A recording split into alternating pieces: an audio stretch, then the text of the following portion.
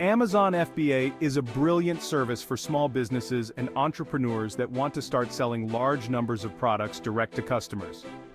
This service makes things so easy that you can set up your successful business without ever laying eyes on the product. But that's also the issue.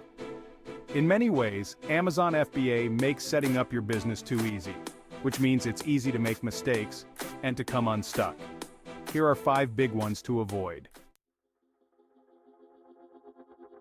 Number 1. Not reading the requirements. Did you know that Amazon requires for your products to be packaged on arrival, that they need to have a barcode already attached? Do you know what products can't be accepted by Amazon or require them to first assess them for suitability? No? In that case, you haven't done your due diligence as an Amazon FBA reseller. These are crucial requirements and there are no ifs and buts. If your product doesn't meet Amazon's requirement, then it will be sent back and you'll have wasted a lot of money. Make sure to comb through this section of the site thoroughly, and then check with the manufacturers that you are working with to ensure that they're capable of meeting those criteria. Will they be able to place your products in some kind of packaging, for instance? More on this later. There are also a few things you will need to do yourself, such as purchasing a barcode. All of this is detailed in full in the full video, so make sure that you look and listen carefully, and don't skip any critical steps. You also need to make sure you are fully aware of all the fees that Amazon charges, its terms with regards to storage, the pros and cons of different types of membership account, and more. This will help you to better calculate the precise profit you can make from selling a particular product at a particular price, and it will help you to make savvier decisions. Number 2. Forgetting returns. One of the biggest mistakes that you can make as a reseller business, an Amazon FBA business, or any business selling products, is not to realize the potential cost of returns. You might have spent ages calculating your profits for each unit. Maybe you looked at the cost per unit you'd be paying the manufacturer, the cost of freight forwarding, the cost of carriers. But you forgot that sometimes people ask for refunds. And when they do that, you will often also need to fund delivery of the refunded item.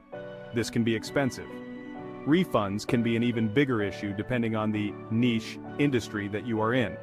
Fashion companies selling clothes will deal with returns more than most, for example, seeing as many people will order clothes, find they don't fit, and then return them. This has actually put many a reseller out of business. Your job then is not only to take this into account when calculating your potential profits, but also to think about ways around the issue. Which items of clothing get fewer returns? How can you make it as clear as possible what your items look like when worn? And what is your returns policy? Number 3. Dealing with unhappy customers the wrong way. One of the biggest mistakes that sellers make is to act unprofessional when dealing with unhappy customers. As we start to operate on a bigger scale, it's easy to forget that our customers are people and to forget to make sure that each of them is having the best experience possible. And when someone complains, we often ignore it, but that one unhappy customer can do a lot of damage. That's one unhappy customer who won't be buying from you again. One unhappy customer who can write such a scathing review that people start choosing your competitors' products over yours, even when they cost more. One disgruntled customer who can spread the word and quickly grow to become 1,000 people boycotting your service. It's forgetting these little problems, rather than not having an end game in mind, that often leads to the big problems that eventually cripple the business's operations. A business. So that disgruntled customer, what can you do about that? First of all, make sure you pay attention to your inbox and look for complaints. If your company is big, you should consider setting up a complaints department that can deal with these on your behalf and be around 24/7 to deal with inquiries and complaints, but don't make the procedure too difficult. Also, ensure you still deal with issues personally, and make it your duty to ensure that all dissatisfied customers are duly compensated for any wasted time or money on their part. This might mean sending them something for free or discounting their money, and an apology never goes amiss. This way, once your customer has been dealt with, they won't start spreading the bad word about your company, and may even think more highly of you than they did before the incident. Mistakes are only natural in any business. How you deal with them is what will define you in your customers' and clients' eyes. That's not all you should do, though, once you've identified an unhappy customer. And if they're unhappy, then chances are it's for a reason. Find out what they're unhappy about. They may well be unhappy that it didn't arrive on time or arrived damaged. Perhaps it got lost in the post. Either way, it's your responsibility, and if you don't deal with the source of the problem, it will only lead to more incidences in the future. Attack every problem at its root. So, file this issue and look for more occurrences. Look through any previous complaints. They are the best kind of market research and completely free. Make sure you never delete them. Don't see this complaint as a nuisance, but rather as free feedback and market research that you can use to improve your business and avoid issues in future. 1. Getting packaging wrong. You might be wondering what packaging has to do with an Amazon FBA business. After all, isn't the whole appeal of FBA that you don't need to handle packaging? Isn't this what Amazon is doing for you? Well, yes, but only to an extent. You see, there are actually two types of packaging for your items: the envelope or parcel that they will go in, which Amazon handles, and the box or bag that they will be inside within that outer packaging. And actually, that latter option can be just as important, if not more so. This is your one chance to really make an impression as a brand, to make your product stand out from countless similar ones. Moreover, it is going to further help your product to stay in one piece during the various legs of its journey. When you work with a manufacturer, they will usually offer to provide very basic packing in the form of a plain box or a transparent bag. If you wish to provide better packaging, then you can do so by using a third-party packaging contractor. We recommend that you do this. Moreover, consider some of these mistakes that can occur with this other aspect of packaging. Mistake 1. Packing too loosely. Packing too loosely is what happens when you have a large box or package with a relatively small item hiding inside. The issue here is that it's all too easy for that item to roll or slide around inside, which can cause it to bash against the walls of the packaging and generally take a beating. If you want to keep your item safer, then you need to pad it or find another way to hold it in place.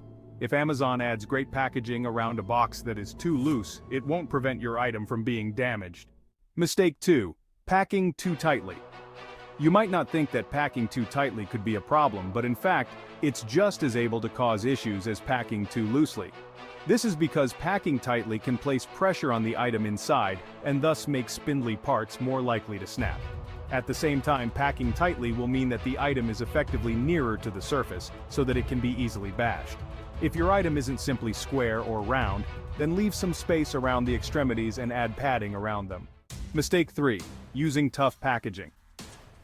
This isn't going to be a problem in 90% of cases, but for some people who have particularly delicate items, it's worth remembering that the packaging should be less durable than the item itself. This is a mistake people will make when using zip ties to hold things in place, or when using stickers on cotton, etc. Make sure your item will actually come out when it gets to where it needs to be. Mistake 4. Making the packaging too soft. Just as bad is having packaging that's too soft. This is a particularly big problem with boxes that are easily degradable in water. They can all too easily get essentially dissolved by rain, leaving your items vulnerable. If your item isn't waterproof, then make sure your packaging is. Mistake 5. Not marking the bottom. All packaging that is breakable and has an obvious right side up should have that right side up marked clearly on the top. This way, carriers won't accidentally stand them upside down and cause damage. Remember, when it is being stored in Amazon's warehouses, it won't have any packaging to prevent it from getting damaged other than yours. So provide information. This will also mean your product is more future-proof, in case you ever want to sell it through retailers or similar. Mistake 6. Not making it stunning. You can't overstate this. Providing stunning packaging for your products makes a huge difference to the experience. Not only that, but it helps your items to look massively more appealing in photos and marketing materials. It's a hassle to involve yet another party before your items get to your customers, but it also doesn't cost that much. And seeing as it makes such a massive difference to customer satisfaction and desirability, it is more than worth it. Number 5. Not trying the product. It seems so simple, and yet it is a mistake made by countless Amazon FBA businesses. Because you have the option to send your products direct to Amazon's warehouses, you may well be tempted to find something that sounds great and have it sent straight there, without ever testing it. This is of course a mistake, as it may mean that you miss important details or that the item you pick isn't high quality. This in turn can result in unhappy customers, lots of returns, and large amounts of inventory sitting around in Amazon's warehouses, which will eventually cost you money. Even if you designed the product yourself, it's crucial to get a prototype sent to your home before ordering a lot of items. This way, you can identify design flaws and issues which could even be dangerous in the worst-case scenarios. It's easy to assume everything is fine, but even the biggest companies make mistakes. If you remember one thing from this list, then let it be this. Make sure that you get a product sent to your home to test first. If you design the product, this might be a prototype. If you make sure to avoid these 5 pitfalls, then you will be ahead of a huge percentage of the competition, and you'll stand a great chance of having a highly successful Amazon FBA company. But if you really want to ensure you know all there is to know, then make sure that you look and listen to the full video, Amazon FBA Success. This video guides you through every single step of the process and provides countless useful insights, tools, and tips to help you create a simple business that prints cash.